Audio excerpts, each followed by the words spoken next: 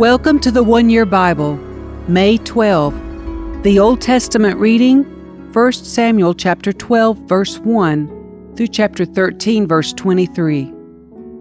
Then Samuel addressed all Israel. I have done as you ask and given you a king. Your king is now your leader. I stand here before you, an old, gray-haired man, and my sons serve you. I have served as your leader from the time I was a boy to this very day. Now testify against me in the presence of the Lord and before His anointed one. Whose ox or donkey have I stolen? Have I ever cheated any of you? Have I ever oppressed you? Have I ever taken a bribe and perverted justice? Tell me, and I will make right whatever I have done wrong. No, they replied. You have never cheated or oppressed us, and you have never taken even a single bribe. The Lord and His anointed one are my witnesses today, Samuel declared, that my hands are clean. Yes, He is a witness, they replied. It was the Lord who appointed Moses and Aaron, Samuel continued. He brought your ancestors out of the land of Egypt. Now stand here quietly before the Lord as I remind you of all the great things the Lord has done for you and your ancestors. When the Israelites were in Egypt and cried out to the Lord, He sent Moses and Aaron to rescue them from Egypt and to bring them into this land. But the people soon forgot about the Lord their God. So He handed them over to Sisera, the commander of Hazor's army, and also to the Philistines, and to the king of Moab, who fought against them. Then they cried to the Lord again and confessed, We have sinned by turning away from the Lord and worshiping the images of Baal and Ashtoreth. But we will worship you, and you alone, if you will rescue us from our enemies. Then the Lord sent Gideon, Bedan, Jephthah, and Samuel to save you, and you lived in safety. But when you were afraid of Nahash, the king of Ammon, you came to me and said that you wanted a king to reign over you, even though the Lord your God was already your king. All right, here is the king you have chosen. You ask for him, and the Lord has granted your request. Now if you fear and worship the Lord and listen to His voice, and if you do not rebel against the Lord's commands, then both you and your king will show that you recognize the Lord as your God. But if you rebel against the Lord's commands and refuse to listen to Him, then His hand will be as heavy upon you as it was upon your ancestors. Now stand here and see the great thing the Lord is about to do. You know that it does not rain at this time of the year during the wheat harvest. I will ask the Lord to send thunder and rain today. Then you will realize how wicked you have been in asking the Lord for a king. So Samuel called to the Lord, and the Lord sent thunder and rain that day.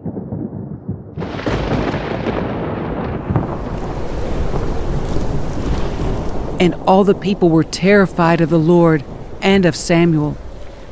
Pray to the Lord your God for us, or we will die, they all said to Samuel. For now we have added to our sins by asking for a king. Don't be afraid, Samuel reassured them. You have certainly done wrong, but make sure now that you worship the Lord with all your heart, and don't turn your back on Him. Don't go back to worshiping worthless idols that cannot help or rescue you. They are totally useless.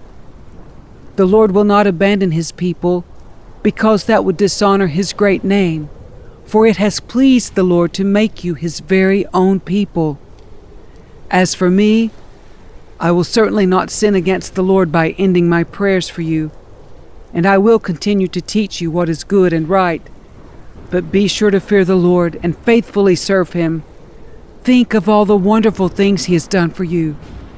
But if you continue to sin, you and your king will be swept away. Saul was 30 years old when he became king, and he reigned for 42 years. Saul selected 3,000 special troops from the army of Israel and sent the rest of the men home. He took 2,000 of the chosen men with him to Michmash and the hill country of Bethel. The other 1,000 went with Saul's son Jonathan to Gibeah in the land of Benjamin. Soon after this, Jonathan attacked and defeated the garrison of Philistines at Gibeah. The news spread quickly among the Philistines, so Saul blew the ram's horn throughout the land, saying, "Hebrews, hear this! Rise up and revolt!" All Israel heard the news that Saul had destroyed the Philistine garrison at Gibeah and that the Philistines now hated the Israelites more than ever. So the entire Israelite army was summoned to join Saul at Gilgal. The Philistines mustered a mighty army of 3,000 chariots and 6,000 charioteers and as many warriors as the grains of sand on the seashore. They camped at Michmash, east of Beth-aven. The men of Israel saw what a tight spot they were in, and because they were hard-pressed by the enemy, they tried to hide in caves, thickets, rocks, holes, and cisterns. Some of them crossed the Jordan River and escaped into the land of Gad and Gilead. Meanwhile, Saul stayed at Gilgal, and his men were trembling with fear. Saul waited there 7 days for Samuel, as Samuel had instructed him earlier, but Samuel still didn't come. Saul realized that his troops were rapidly slipping away, so he demanded, "Bring me the burnt offering and the peace offerings." And Saul sacrificed the burnt offering himself. Just as Saul was finishing with the burnt offering, Samuel arrived. Saul went out to meet and welcome him, but Samuel said, "What is this you have done?" Saul replied, "I saw my men scattering from me, and you didn't arrive when you said you would, and the Philistines are at Michmash, ready for battle. So I said, the Philistines are ready to march against us at Gilgal, and I haven't even asked for the Lord's help. So I felt compelled to offer the burnt offering myself before you came." "How foolish!" Samuel exclaimed. "You have not kept the command the Lord your God gave you.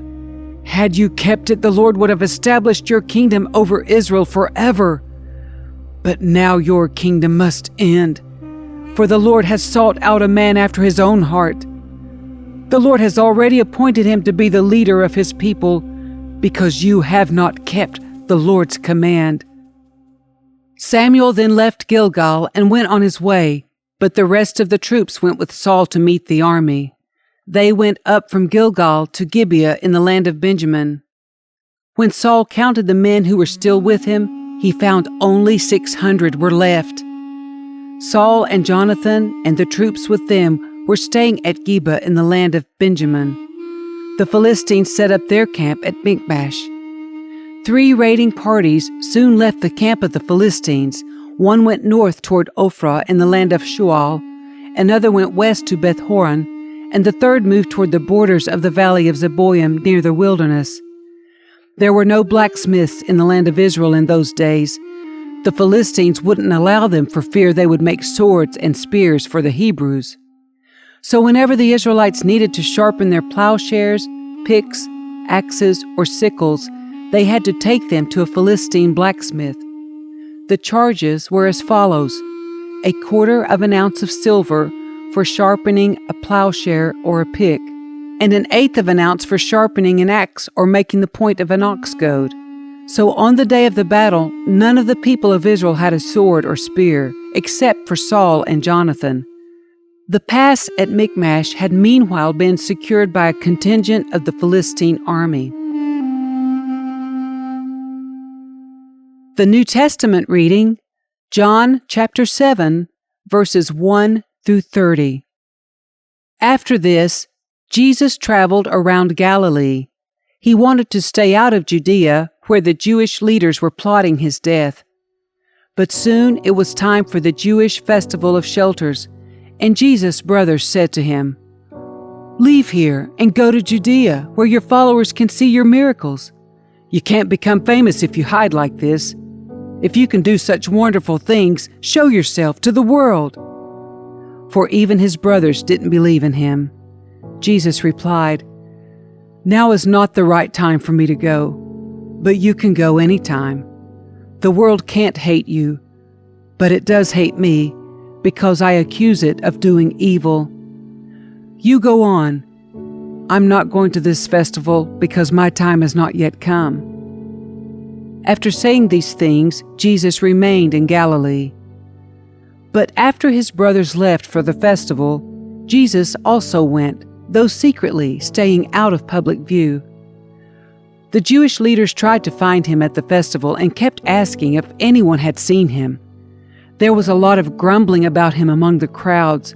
Some argued, "He's a good man," but others said, "He's nothing but a fraud who deceives the people." But no one had the courage to speak favorably about him in public, for they were afraid of getting in trouble with the Jewish leaders.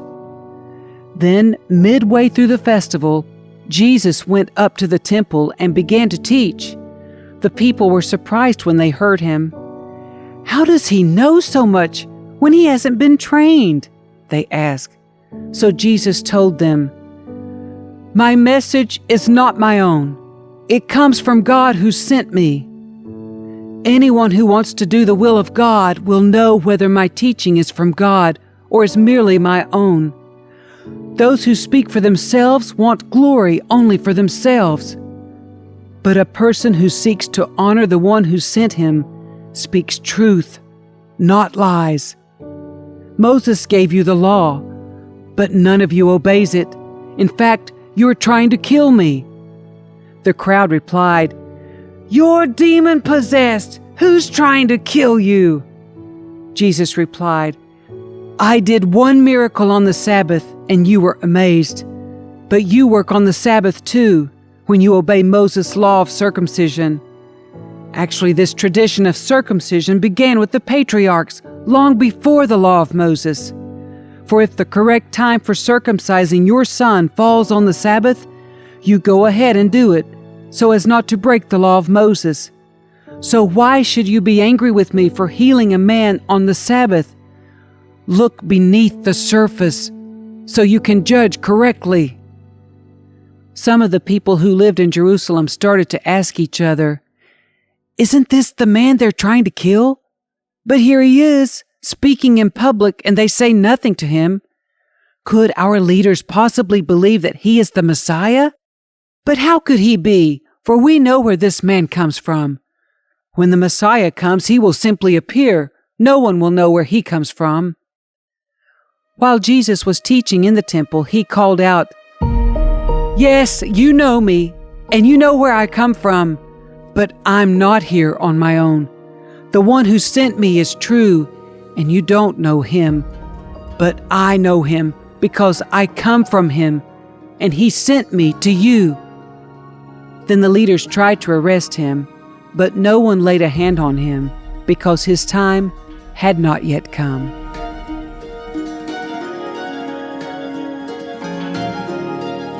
Psalm 108, verses 1 through 13. My heart is confident in you, O God. No wonder I can sing your praises with all my heart. Wake up, lyre, and harp. I will wake the dawn with my song. I will thank you, Lord, among all the people. I will sing your praises among the nations, for your unfailing love is higher than the heavens. Your faithfulness reaches to the clouds. Be exalted, O God, above the highest heavens. May your glory shine over all the earth. Now rescue your beloved people.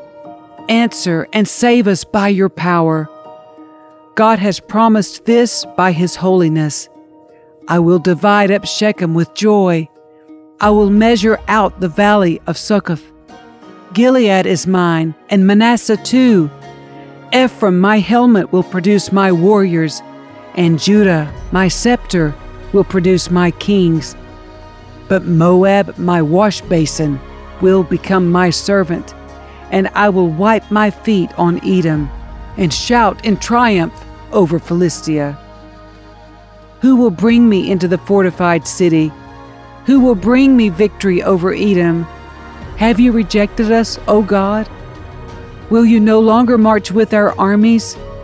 Oh, please help us against our enemies, for all human help is useless. With God's help, we will do mighty things, for he will trample down our foes.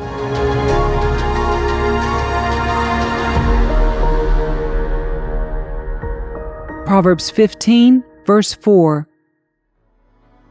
Gentle words are a tree of life. A deceitful tongue crushes the spirit.